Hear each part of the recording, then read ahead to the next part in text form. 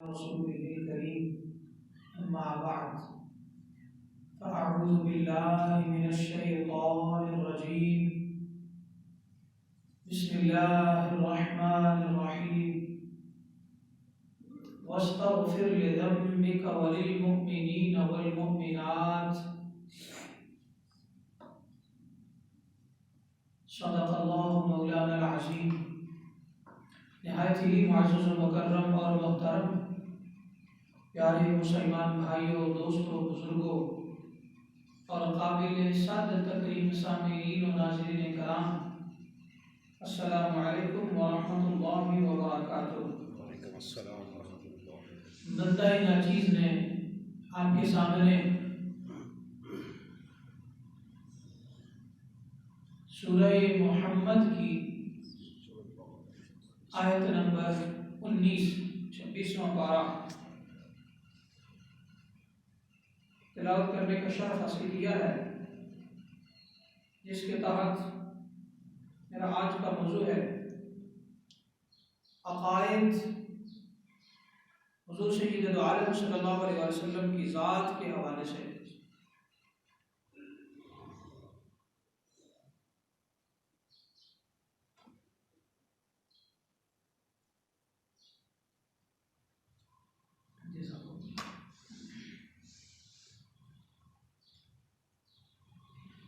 ہمارا چونکہ عقائد کا باب چل رہا ہے اور حضور سید عالم صلی اللہ تعالی علیہ وآلہ وسلم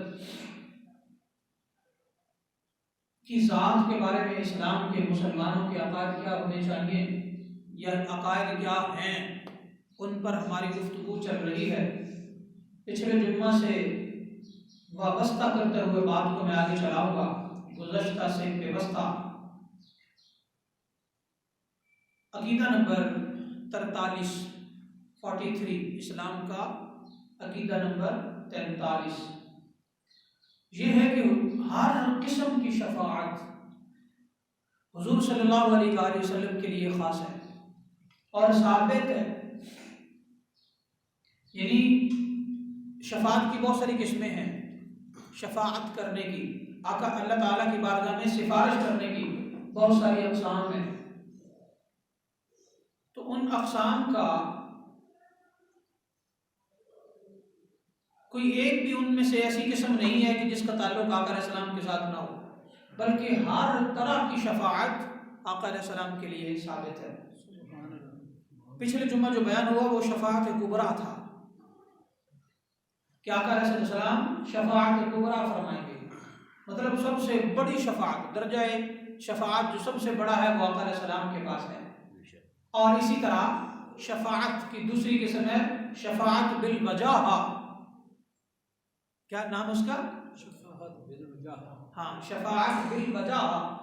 اچھا، اس کو ہم سادہ لفظوں میں، یہ تو عربی میں ہے، سادہ لفظوں میں عظمت والی شفاعت بھی کہہ سکتے ہیں کہ کسی ہستی کا یا کوئی شخصیت ہے تو اس کی شان کے مطابق یہ ہے کہ وہ کسی کو مستحق کو جو کلمہ گو ہو وہ مشکل میں نہ دیکھے۔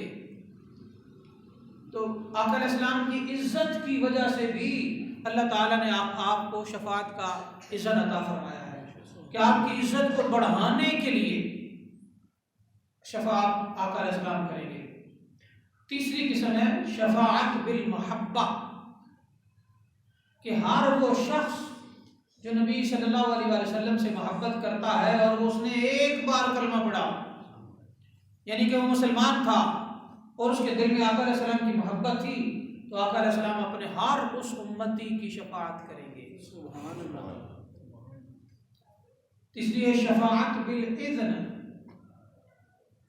اجازت، یعنی شفاعت کی اجازت دینا اور شفاعت کی اجازت ہونا، یہ دو معنی اس کے بنتے ہیں۔ تو آقا صلی اللہ علیہ وسلم کو اللہ تعالیٰ کی بارگاہ سے شفاعت کا اذن مل چکا۔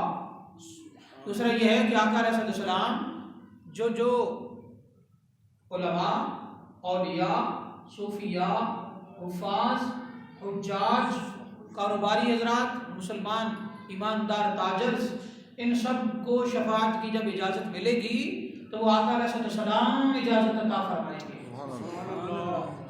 وہاں بھی ڈائریکٹ اللہ کی بارگاہ سے یہ ایک حافظ قرآن کو یہ نہیں کہا جائے گا کہ جاؤ شفاعت کرو. نہیں، آقا اللہ تعالیٰ کا جلوہ ہوگا جس کی تاب کسی کو نہیں ہوگی، مگر جو بھی آرڈر جاری ہوں گے وہ مصطفیٰ کریم علیہ السلام ہی کریں گے. سبحان اللہ.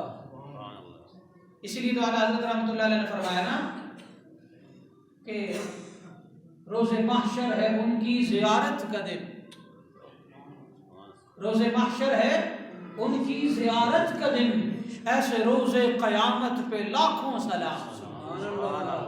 لوگ قیامت سے ڈرتے ہیں، مگر جو آقا علیہ السلام، اور ڈرنا چاہیے بھی کیونکہ ہیبت ناک منظر ہوگا، مگر جو آقا علیہ السلام کے ساتھ محبت کرنے والے ہیں، جو نبی علیہ السلام کی محبت میں گھلتے رہتے ہیں، گناہ گار ہونے کے باوجود آقا علیہ السلام کی محبت میں وارفتگی کا عالم ہے ان کا، اور بے قراری کا عالم ہے. وہ تو کہتے ہیں یا اللہ ہمیں مرنا بھی اس لیے پسند ہے کہ مرنے کے بعد قبر میں آقا کا جلوہ نصیب ہوگا. اور یا رب العالمین ہمیں قیامت کا دن جو ہے وہ اس لیے نہیں ڈر لگتا اس سے کہ بے شک مشکل ہوگی، بے شک پریشانی ہوگی، بے شک پسینوں میں ڈوبے ہوئے ہوں گے، بے شک افراتفری کا عالم ہوگا، اور بے شک یہ ہوگا کہ ہر انسان جو ہے وہ اپنی ذات کے لیے ڈر میں پڑا ہوا ہوگا. مگر جب ہم آقا علیہ السلام کو سب سے بڑا منبر پر بیٹھا دیکھیں گے اور قبروں سے اٹھتے ہوئے جو عالم ہوگا نا وہ یہ ہوگا کہ سب سے پہلے آقا علیہ السلام جو ہے وہ گنبد خضرا سے اٹھیں گے، حضرت ابو بکر و عمر رضی اللہ عنہما اور حضرت عیسیٰ علیہ السلام وہ اٹھیں گے اور منبر پر آقا علیہ السلام جلوہ گر ہوں گے. ان کے نیچے حضرت شیخین حضرت ابو بکر و عمر رضی اللہ عنہما وہ جلوہ گر ہوں گے. پھر وہ مسلمان جو جنت البقیع کے اندر دفن ہیں سیدہ زہرا پاک سمیت، تو پھر وہ جلوہ گر ہوں گے. اور یہ ایک وہ جماعت ہوگی، ایک وہ خوبصورت گلدستہ ہوگا جو ہر پوری دنیا کے قبرستانوں سے، قبروں سے اٹھنے والے لوگوں کے لیے ڈھارس ہوگا، تسلی ہوگا، تشفی ہوگا، سہارا ہوگا اور جائے پناہ ہوگا کہ جب بھی کوئی قیامت کے دن قبر سے اٹھے گا نا تو گھبرایا ہوا اٹھے گا، پریشان حال اٹھے گا، چاہے وہ کوئی بھی ہو اور یا اللہ کے علاوہ، تو گھبرایا ہوا اٹھے گا. جو ہی گھبرایا ہوا اٹھے گا تو سب سے پہلے اس منبر پر نظر پڑے گی جس منبر پر رخ مکین گنبد خضرا اپنا رخ زیبا لیے تشریف فرما ہوں گے، اور جتنے بھی امتی ہیں ان کو یہ ڈھارس ملے گی کہ آج ہم اپنے والی اور آج ہم اپنے مالک اور آج ہم اپنے آقا علیہ السلام جو ہیں ان کی پناہ میں آ گئے ہیں. بس قیامت کے دن کا خطرہ اور ڈر جو ہے وہ اسی وقت ٹل جائے گا. سبحان اللہ. تو اس لیے شفاعت بالمحبت، اور جو مسلمان ان میں سے کسی بھی شفاعت کے درجے کا انکار کرے گا وہ گمراہ ہے. یہ بات ہمیشہ ذہن میں رہے، اسلام کے نزدیک وہ گمراہ ہے. آج کل ایسے بہت سارے لوگ ملتے ہیں کہ جو شفاعت کی بات ہی نہیں کرتے، شفاعت کا سیدھا سیدھا انکار کرتے ہیں. تو اسلام کے اندر ایسا بندہ گمراہ ہے جو شفاعت کا انکار کرے. عقیدہ نمبر 44 وہ یہ ہے کہ منصب شفاعت حضور صلی اللہ علیہ وسلم کو دیا جا چکا ہے، صرف قیامت کے دن نہیں دیا جائے گا بلکہ آپ اللہ تعالیٰ عطا فرما چکا. اور اس میں ایک حدیث دلیل ہے اور دوسری ایک آیت قرآنیہ دلیل ہے. حدیث ہے صحیح البخاری کی، یہ حدیث نمبر 335 ہے صحیح البخاری کتاب التیمم کے اندر. بخاری شریف کی 7000 سے کچھ زیادہ حدیثیں ہیں، ان میں یہ حدیث نمبر 335 ہے. آقا علیہ السلام شاہ فرمایا اعطیت الشفاعہ، سبحان اللہ، فرمایا مجھے شفاعت دے دی گئی. سبحان اللہ. اور اللہ فرماتا ہے سورہ محمد 26 آیت نمبر 19 میں واستغفر لذنبک وللمؤمنین والمؤمنات. اے میرے پیارے پیغمبر، اے میرے پیارے نبی، اے میرے پیارے حبیب علیہ السلام، آپ مسلمان گناہگار مومن مردوں اور عورتوں کے لیے مجھ سے بخشش مانگیے. سبحان اللہ. واستغفر، اور مغفرت چاہو، لذنبک، اپنے خاص بندے جو ہیں، خاص امتی جو ہیں، ان کے گناہوں وللمؤمنین والمؤمنات، اور عام مومنین اور مومنوں کے گناہوں کی بخشش طلب کیجیے۔ تو یہ آیت مبارکہ واضح طور پر بتا رہی ہے کہ اللہ تعالیٰ نے اذن شفاعت آقا علیہ السلام کو عطا فرمایا۔ اس پر اور بھی کئی آیات طیبات دلالت کرتی ہیں۔ اسی طرح جب بھی آقا علیہ السلام کی شفاعت کی بات آئے تو ہر بار شفاعت مانگا کرے، ہر اذان کے بعد بھی شفاعت مانگا کرے۔ وارزقنا شفاعتہ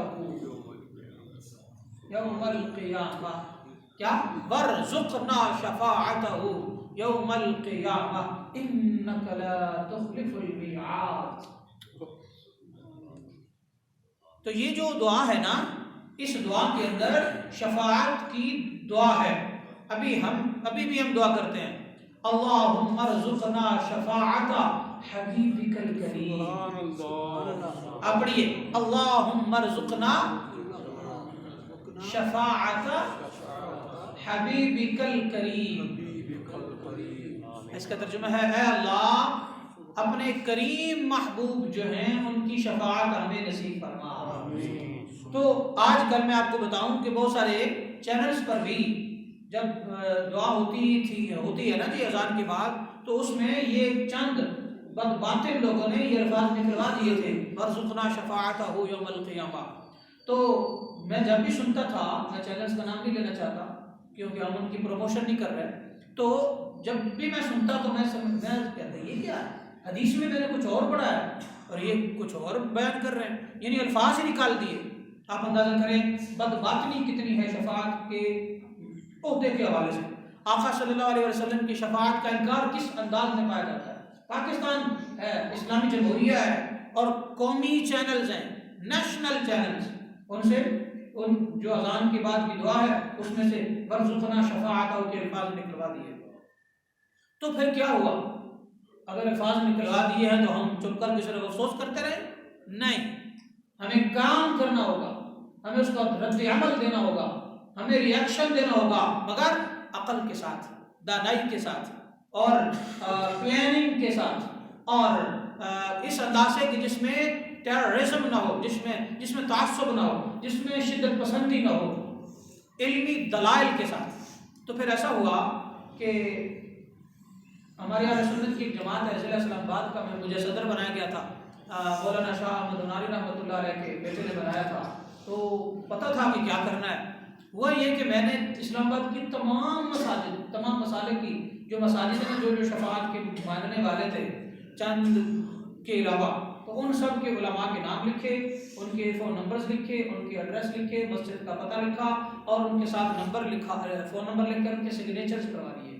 سگنیچرز کروا کے تو وہ کم از کم 300 علماء، جبکہ یہ دعا جاری کروانے کے لیے کوئی آرڈر، میں آپ کو بتا رہا ہوں سب کو، زندگی میں کبھی بھی کچھ ایسا ہو کروانا ہو تو اس انداز سے آپ کروا سکتے ہیں۔ ہر پاکستانی کو حق ہے اپنے قومی چینل پر غلط باتوں کو جو ہے نا وہ ختم کروانے کے لیے۔ تو اس کے لیے صرف 100 بندے چاہیے تھے۔ 100 بندے اگر اپنے سگنیچرز کر کے ناموں کے ساتھ جمع کروا دیں کہ ہم احتجاج کرتے ہیں اور یہ بالکل آپ غلط کر رہے ہو، لہٰذا اس کو تبدیل کیا جائے اور ساتھ دلائل ہوں، اور 5 بندے مل کر چلے جائیں چینل میں، بس مسئلہ حل ہو جاتا ہے۔ تو میں 50 علماء کو لے کر گیا اور 300 علماء کرام کے سگنیچرز تھے۔ وہ 4 چینلز جن کے آپ لاہور میں چلے گئے ہیں سارے، مگر اب بھی ہم یہاں مسئلہ حل کروا سکتے ہیں۔ تو ان 4 چینلز میں ہم نے وزٹ کیا اور ایک ہی دن میں، اور پھر وہ اپنی قرارداد جمع کروائی اور کہا کہ ورزقنا شفاعتہ کو شامل کیا جائے، ایڈ کیا جائے، اور اگر آپ ایڈ نہیں کریں گے تو یہ احتجاج ملکی لیول پر پھیل جائے گا۔ بس اللہ کا کروڑ شکر، اس سے اگلے ٹائم کی جو اذان تھی اس میں ورزقنا شفاعتہ کے الفاظ موجود تھے۔ الحمدللہ، اور آج تک چل رہے ہیں، 5 سال ہو گئے اس بات کو۔ تو کہنے کا مطلب یہ ہے کہ وہ بدباتیں جو چینل کے اندر بیٹھے ہوئے ہیں، جن کی داڑیاں ہیں، جو مسلمان کہتے ہیں خود کو، جو اپنے آپ کو پتہ نہیں اسلام کے ٹھیکیدار سمجھتے ہیں، انہوں نے سمجھا کوئی نہیں، یہ اس کی کیا ہے۔ تو ہر بندہ میڈیا کے اندر جا کے اپنے معاملات اپنی مرضی کے مطابق کروانا چاہ رہا ہوتا ہے، جبکہ اپنی مرضی کے مطابق نہیں ہو سکتے، جو پاکستان کا اور اسلام کا قانون ہے اس کے مطابق ہی ہونے چاہیے۔ تو جب بھی کام کروانا ہو اس انداز سے چینلز پر کرایا جا سکتا ہے، اور اللہ کا شکر ہے وہ ہو جاتا ہے۔ تو ہوا وارزقنا شفاعتہ یوم القیامہ، یہ الفاظ جب بھی آپ کسی چینل پر سنیں مجھے ضرور خبر کریں، ہم پھر سے خبر لیں گے انشاءاللہ۔ حتیٰ کہ اللہ آقا علیہ السلام کی شفاعت کی جو یہ دعا ہے یہ مسلمانوں کے ذہنوں سے نکلنی نہیں چاہیے، یہ مسلمانوں کی زبانوں پر جاری رہنی چاہیے۔ یہ شفاعت کا جو درجہ آقا علیہ السلام کا ہے اس کی اہمیت اور امپورٹنس مسلمانوں کے دلوں میں بیٹھی رہنی چاہیے، کیونکہ یہ شفاعت کا مرتبہ وہ ہے جو صبح قیامت ہماری دھارس ہے۔ ہماری سے مراد صرف سنیوں کی نہیں، پوری کائنات کے ہر زمانے کے کلمہ کو مسلمان کی دھارس ہے، حتیٰ کہ کافروں کے بھی دھارس ہے۔ پچھلے جمعے میں بیان کر چکا کہ کافروں کا آقا علیہ السلام شفاعت کر کے دین کے ساتھ وفاداری کی وجہ سے عذاب ہلکا کروائیں گے، کیونکہ کافر کے لیے جنت نہیں ہے، پر عذاب تو ہلکا ہوگا اور کروائیں گے۔ تو جب بھی دعا کریں جمعے کے بعد تو ورزقنا شفاعتہ کے الفاظ اپنی دعا میں ضرور شامل کریں۔ یہ آپ کے عقیدے کی بھی دلیل ہے، اور یہ آقا علیہ السلام کی جب بھی کوئی بندہ مانگتا ہے شفاعت تو پھر اس کے لیے ایک اور دور لگ جاتی ہے، پھر اور لگ جاتی ہے۔ دن میں 5 بار شفاعت مانگیں گے تو صبح قیامت انشاءاللہ ضرور ملے گی، کیونکہ صبح قیامت جو ہے یوم لا ينفع مال ولا بنون الا من اتى الله بقلب سلیم۔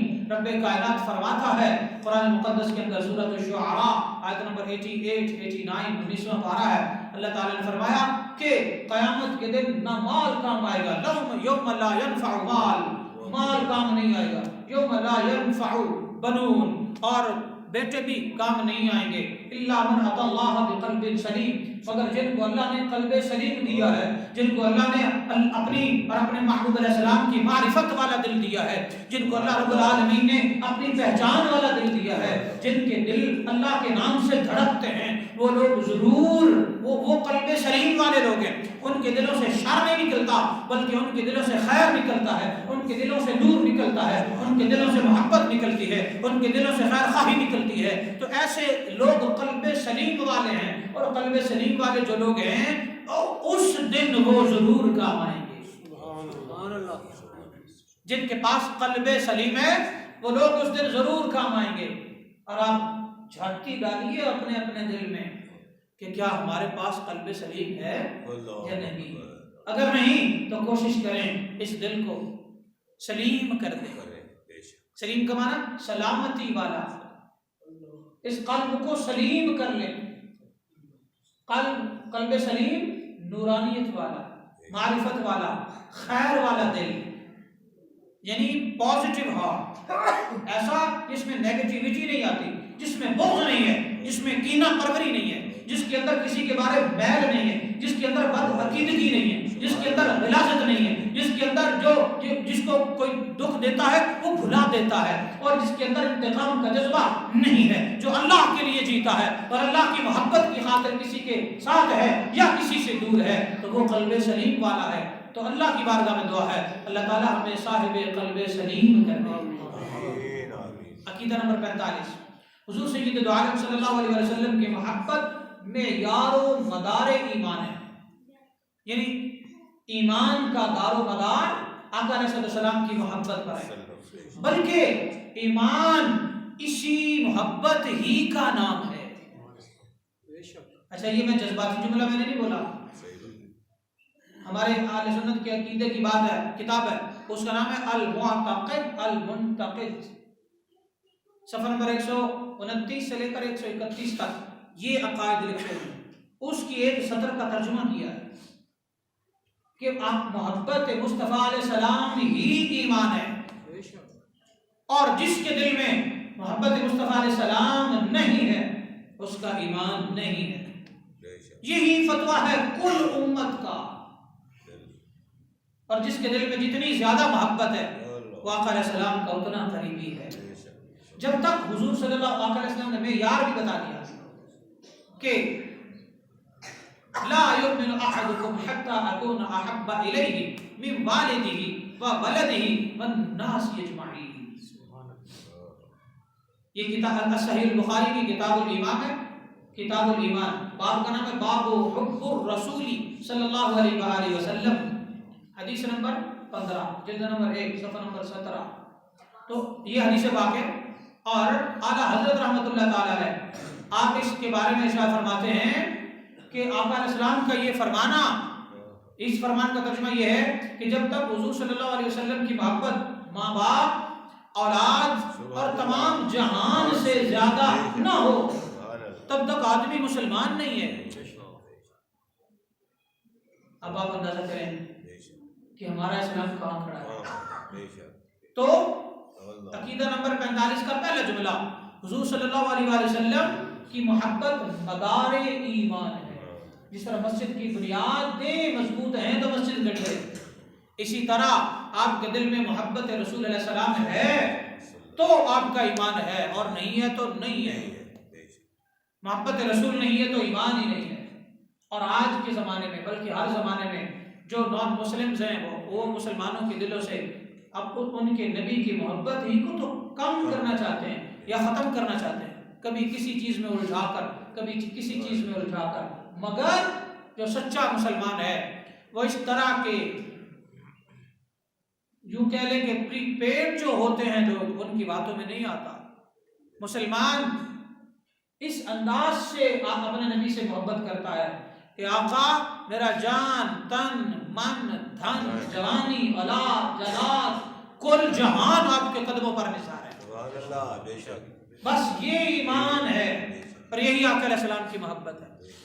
اسی وجہ سے یہی جذبہ ایک عالم میں ہے، یہی جذبہ ہونا ضروری ہے، یہی جذبہ ایک عام مسلمان میں ہے، یہی جذبہ سرحد پہ کھڑے ہوئے ایک فوجی، ایک سپاہی جو ہے اس کے دل میں ہے۔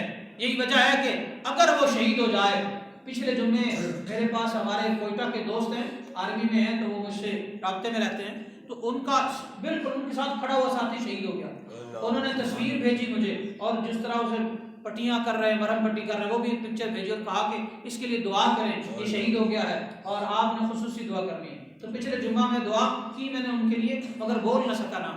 تو وہ جو گولی کھانے والا فوجی ہے، اور جب وہ دنیا سے چلا جاتا ہے تو پتہ ہے کون سی چیز اسے درجہ شہادت پر فائز کرتی ہے؟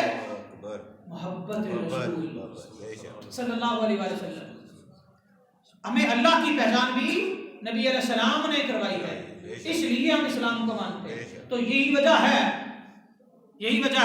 کہ کائنات میں سب سے بڑا درجہ محبت کا اللہ کا ہے، اللہ کے بعد نبی علیہ السلام کا ہے، اور یہ درجہ بنیادی درجہ ہے۔ اگر آج بھی اللہ کو ماننے والے ڈھیر لوگ ہیں، پر جو نبی کو نہیں مانتا، یعنی جو لا الہ الا اللہ پڑھتا ہے اور محمد الرسول اللہ نہیں پڑھتا، وہ مسلمان نہیں ہے۔ اور جو لا الہ الا اللہ پڑھتا ہے اور محمد الرسول اللہ دل سے پڑھتا ہے، صرف وہی مسلمان ہے۔ یہی اسلام کا ایک اصول ہے۔ عقیدہ نمبر 46، حضور صلی اللہ علیہ وسلم کی اطاعت عین اطاعت الہی ہے۔ اطاعت الہی حضور صلی اللہ علیہ وسلم کی اطاعت کے بغیر ممکن ہی نہیں ہے۔ جیسے کہ اللہ تعالیٰ نے 5واں پارہ سورہ نساء آیت نمبر 80 میں ارشاد فرمایا، من یطع الرسول فقد اطاع اللہ، جس نے رسول اللہ کی اطاعت کی تو اسی نے اللہ کی اطاعت کی۔ یعنی رسول پاک علیہ السلام کی اطاعت ہی اللہ کی اطاعت ہے۔ یہاں تک کہ آدمی اگر فرض نماز میں ہو، کون سی نماز میں؟ فرض نماز میں ہو، اور حضور صلی اللہ علیہ وسلم سے یاد فرمائیں تو فوراً جواب دے اور حاضر خدمت ہو، اور یہ شخص کتنی ہی دیر تک آقا علیہ السلام سے کلام کرے تو وہ بدستور نماز میں ہے۔ سبحان اللہ، کیا بات، سبحان اللہ، وہ بدستور نماز میں ہے، اس سے نماز میں کوئی خلل نہیں پڑتا۔ اس کی کوئی دلیل ہو سکتا ہے کوئی کہے بڑی جذباتی بات کر دی، دلیل قرآن سے، سورہ انفال 9واں پارہ آیت نمبر 24، آیت نمبر 24۔ ایک صحابی تھے، آقا علیہ السلام نے انہیں بلایا، نماز ادا کر رہے تھے، نہیں پہنچے۔ آقا علیہ السلام نے جب انہوں نے نماز مکمل کی، جلدی جلدی سلام پھیر کر آقا علیہ السلام کی بارگاہ میں پہنچے۔ آپ نے پوچھا دیر کیوں کر دی؟ تو عرض کرنے لگا یا رسول اللہ نماز میں تھا، بس ابھی اس کا جواب دینا تھا تو جبرائیل آ گئے۔ سبحان اللہ۔ سورہ انفال کی آیت نمبر 24 لے کر اترے، یا ایھا الذین آمنوا استجیبوا للہ وللرسول اذا دعاکم، اے ایمان والو اللہ اور اس کا رسول جب بھی پکاریں فوری واپس پہنچا کرو ان کے پاس، ان کے بلائے پر فوری جایا کرو، فوری جایا کرو، اور اگر لیٹ کرو گے تو یہ اللہ کی خلاف ورزی ہے، تم نماز میں ہو کر بھی نماز میں نہیں، اور اگر نماز میں ہو کر مصطفیٰ بلائیں اور پھر تم چلے جاتے ہو تو تم بظاہر تو تمہارا رخ قبلہ سے پھرا ہے مگر تمہارا رخ قبلہ سے نہیں پھرا، سبحان اللہ، بظاہر ہاتھ چھوٹے ہیں مگر ہاتھ چھوٹ کر بھی جب مصطفیٰ کی بارگاہ میں ہو تو وہ نہیں چھوٹے، اور تمہارا یہ جو قرآن کی تلاوت ہے یہ کرنا تو بظاہر بند ہوا ہے جب نماز سے مصطفیٰ علیہ السلام کی بارگاہ میں گئے ہو، مگر قرآن سے ہٹ کر صاحب قرآن کے پاس جانا یہ بھی تو قرآن ہی ہے جسے رب والضحیٰ کہتے، اس کا چہرہ قرآن ہے، جسے رب واللیل کہتے، جس کی زلفوں کو جس کے زلفوں کا ذکر کرنا عبادت ہے اور قرآن کی تلاوت ہے، تو وہ قرآن سورت کے مطابق جب آپ کے سامنے آ گیا تو پھر آپ اللہ کے سامنے بھی ہو اور اللہ کے محبوب کے سامنے بھی ہو، تو یہ دو ذاتیں نہیں ہیں، اللہ کے پاس ہو تو بھی مصطفیٰ کے سامنے ہو اور مصطفیٰ کے سامنے ہو پھر بھی اللہ کے سامنے ہو۔ اس لیے اللہ فرماتا ہے اللہ کی اطاعت مصطفیٰ کی اطاعت ہے اور مصطفیٰ کریم کی اطاعت اللہ کی اطاعت ہے، کیونکہ قرآن کی آیت سورہ نساء کی آیت نمبر 80 من یطع الرسول فقد اطاع اللہ، جس نے مصطفیٰ کی اطاعت کی گویا کہ اس نے اللہ کی اطاعت کی۔ لہذا یہ بات ہمیشہ ذہن میں رہے۔ میں اگلا عقیدہ تو بیان کروں مگر اس کے لیے مجھے 5 منٹ چاہیے اور میرا ٹائم ختم ہو گیا، تو میں انشاءاللہ یہی عقیدہ اگلے جمعہ بیان کروں گا۔ اس ہفتے میں ایک ظالم اور جاہل اور اسلام کو 1400 سال آئے ہوئے 1444 سال آئے ہوئے ہو گئے ہیں، اس کے باوجود بیٹیاں آج بھی مظلوم ہیں، اور اس نے اپنی 7 دن کی بیٹی کو 5 فائر مار دیے، اس لیے کہ یہ بیٹی پیدا کیوں ہوئی ہے، اس لیے کہ پہلی اولاد بیٹی کیوں ہوئی ہے۔ تو میں ایسے ہر کلمہ پڑھنے والے مسلمان کو یہ بتانا چاہتا ہوں کہ تمہیں پتہ ہے کہ بیٹیوں کے بارے میرے آقا علیہ السلام نے کیا فرمایا؟ آئیے ایک حدیث سنو، حدیث کی کتاب کا نام ہے ابن عساکر، کیا نام ہے؟ جلد نمبر 47 صفحہ نمبر 225، اس پر حدیث ہے۔ حضرت انس بن مالک رضی اللہ تعالی عنہ راوی ہیں، حضور صلی اللہ علیہ وآلہ وسلم نے ارشاد فرمایا جس عورت کے ہاں پہلی اولاد بیٹی ہو وہ عورت اپنے شوہر، سسرال اور گھر اور اہل زمین کے لیے برکت کا سبب ہے۔ جس عورت کیا جس کی بھی پہلی اولاد بیٹی ہے آپ میں سے، آپ کی بیوی بڑی کرم والی ہے، آپ کی بیوی بڑی کرم والی ہے اور بڑی برکت والی ہے، اس کا قدم آپ کے گھر میں برکت والا ہے۔ یہ ہے اسلام کا کنسپٹ، کیونکہ میرے آقا علیہ السلام کے ہاں کی پہلی اولاد بیٹی تھی، سبحان اللہ، بیٹا نہیں تھا، 3 بیٹے بعد میں ہوئے بلکہ 3 بیٹیوں کے بعد ہوئے، تو پہلی اولاد بیٹی ہونا یہ عورت کے کرما والی، بختوں والی، بھاگوں والی، قسمت والی، خوش قسمت ہونے کا سبب ہے۔ لہذا بیٹی 1 ہو یا 4 ہو، بیٹی 1 ہو یا 6 ہو، 4 بیٹیاں تو آقا علیہ السلام کی تھی نا۔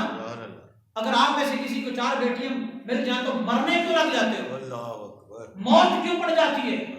دل ڈوبنے کیوں لگ جاتا ہے؟ بیٹی آنا تو جنت کا ٹکٹ ہے، اس کے باوجود آج بھی بیٹی ہونے پر دھمکیاں دیتے ہیں بیویوں کو، اور نعوذ باللہ جہالت کا عالم یہ ہو گیا ہے کہ بیٹیوں کو گولیاں مارنے لگتے ہیں۔ ہم اس طرح کے تمام ذہنوں کی مذمت کرتے ہیں، اس میاں والی کے واقعہ کی بھی شدید مذمت کرتے ہیں۔ اور میں آپ کو بتاؤں کہ جس کے ہاں بیٹی ہو اور اس کا دل بجھ جائے، اس کا مطلب ہے اس کے دل میں محبت مصطفیٰ نہیں ہے۔ بیٹی ہونے پر جس کا دل بجھ جائے یا پھر وہ اپنی بیٹی کو، اپنی بیوی کو مبارکباد نہ دے بیٹی پیدا ہونے پر، سمجھ لو اس کا ایمان نہیں ہے، کیونکہ ایمان ہوتا تو نبی علیہ السلام کی طرح اپنی بیٹی پیدا ہونے پر آقا علیہ السلام نے مکہ کی گلیوں میں مٹھائیاں بانٹی تھی۔ کون ہے آج جو اپنی بیٹی پیدا ہونے پر مٹھائیاں بانٹتا ہے؟ جو بانٹتا ہے اس کا ایمان پکا ہے، اور جو نہیں بانٹتا اور شرمندہ رہتا ہے اس میں اور دور جہالت کے جاہل عربوں میں کوئی فرق نہیں۔ اس لیے بیٹیاں ملنے پر خوشیاں منایا کرو، مٹھائیاں بانٹا کرو، بیویوں کو مبارکباد دیا کرو۔ ہم بیٹی کا سب سے پہلا حق یہ مانتے ہیں کہ بیٹی جب دنیا میں آتی ہے ماں کی گود میں ہوتی ہے، ننھی معصوم ہوتی ہے، اور ہم مبارک ہی نہیں دیتے۔ ہمارے ہاں بیٹی پیدا ہونے پر مبارک نہ دینے کا رواج ہے، اور مبارک دینے والے کے بارے میں برا سوچا جاتا ہے۔ یہی تو جہالت ہے، اسی کو تو آقا علیہ السلام نے ختم کیا تھا۔ اسی جہالت کو ختم کرنے کے لیے ہی تو جب آقا علیہ السلام جس سال دنیا میں تشریف لائے، سارا سال اللہ نے بیٹیاں نہیں دی، بیٹے دیے کہ کسی کی یہاں بیٹی پیدا ہو جائے گی قتل نہ کر دی جائے۔ مصطفیٰ کریم علیہ السلام کا دنیا میں آنا بیٹیوں کو زندگی دے گیا، اور آج انہی کا امتی، انہی کا کلمہ پڑھنے والا بیٹی پیدا ہونے پر بیٹی کو مار رہا ہے۔ لعنت ہے تیری سوچ پر، اور شدید مذمت کرتے ہیں ہم ایسے ہر انسان کی، چاہے وہ ہم میں ہی کوئی بیٹھا ہوا ہو، ہر اس سوچ کی مذمت کرتے ہیں، اور ہر اس سوچ پر ہم لعنت کرتے ہیں کہ جو بیٹی پیدا ہونے پر افسردہ ہو جاتا ہے۔ نہیں، ایسا ہرگز مت کرو، ایسا کرنا مردانگی کے بھی خلاف ہے، اور انسانیت کے بھی خلاف ہے، اور معاشرے کے بھی خلاف ہے، اور اسلام کے خلاف تو 1400 سال سے ہے۔ اس لیے بہت سارے لوگ کہتے ہیں ہم بیٹیوں کی زندگیوں کی مشکلات دیکھتے ہوئے گھبرا جاتے ہیں، پریشان ہو جاتے ہیں۔ تم ٹھیکیدار ہو، تقدیر تمہارے ہاتھ میں ہے، نعوذ باللہ تم خدا بنے بیٹھے ہو؟ ہرگز نہیں۔ جس اللہ نے پیدا کیا ہے وہی اللہ قسمتیں بنانے والا ہے۔ آپ کا کام کیا ہے کہ آپ اس طرح کی سوچوں میں پڑ جاؤ؟ آپ کو اللہ نے کیا اجازت دی ہے؟ اگر دی ہے تو پھر سوچ لو، مگر اگر آپ قرآن حدیث کا ترجمہ کرو اور مطالعہ کرو تو اللہ نے اجازت نہیں دی کہ بیٹی پیدا ہونے پر اس کی قسمتوں کے فیصلے کر سکتے ہو۔ تو اس لیے جس کے ہاں بھی بیٹی پیدا ہو، ایمان یہ کہتا ہے کہ مبارکباد دو اس کی ماں کو، ایمان یہ کہتا ہے کہ اس کے گھر کے سارے لوگ رشتہ دار رحمت کے آنے پر مبارکباد دیں۔ اور یہ پاکستان ہے اور پڑھا لکھا معاشرہ ہے راول پنڈی اسلام آباد کا، ہم یہاں مبارک نہیں دیتے۔ کتنے جاہل ہیں ہم، کتنے اسلام سے دور ہیں ہم، کتنے دنیا داری کے رواجوں کے مارے ہوئے ہیں ہم مبارکباد نہیں دیتے۔ اور میں ان سارے باپوں کو کہوں گا، آپ میرے درجے کے، میرے باپ کے درجے کو، سارے بزرگوں، جو بیٹی پیدا ہونا، آپ کے بہو کے ہاں بیٹی پیدا ہو، جو بابا مبارکباد نہیں دیتا اور منہ بسور کے سائڈ پہ رہتا ہے اور اس سے ناراض رہتا ہے، کل مصطفیٰ کو منہ کیا دکھائے گا؟ کل اللہ کے سامنے قیامت میں جانا ہے، کیا منہ دکھائے گا کہ میری بہو کے ہاں بیٹی پیدا ہوئی اور میں نے مبارکباد نہیں دی اور میں اس سے ناراض ہو گیا؟ نعوذ باللہ من ذالک۔ بیٹے اور بیٹیاں اللہ تعالیٰ کے اختیار میں ہیں، کسی عورت کے اختیار میں نہیں ہے کہ آپ کہیں کہ تو نے بیٹا کیوں نہیں پیدا کیا اور تو نے بیٹی کیوں پیدا کر دی۔ نہیں، یہ اللہ کے اختیار میں ہے۔ خدا مت بنو، اور جو خدا بننے کی کوشش کرے گا تباہ کر دیا جائے گا۔ اللہ تعالیٰ ہمیں ہدایت دے، بیٹیوں کی قدر کرنا نصیب کرے۔ بیٹی کو تکنا بھی ثواب ہے، آقا علیہ السلام یہی کرتے تھے، بیٹی کو اپنی جگہ چھوڑ کر اپنی جگہ بٹھانا ثواب ہے، یہ مصطفیٰ علیہ السلام کی سنت ہے۔ بیٹی جنت کا ٹکٹ ہے، بیٹے کے بارے کوئی حدیث نہیں آئی۔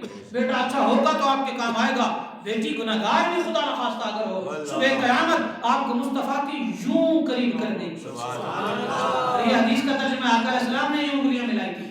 لہٰذا بیٹیوں کی قدر کرو، بیٹیوں سے پیار کرو، اور بیٹیوں کی اچھی تربیت کرو تاکہ اچھی نسلیں آئیں۔ اللہ تعالیٰ توفیق دے۔ وما علینا الا البلاغ۔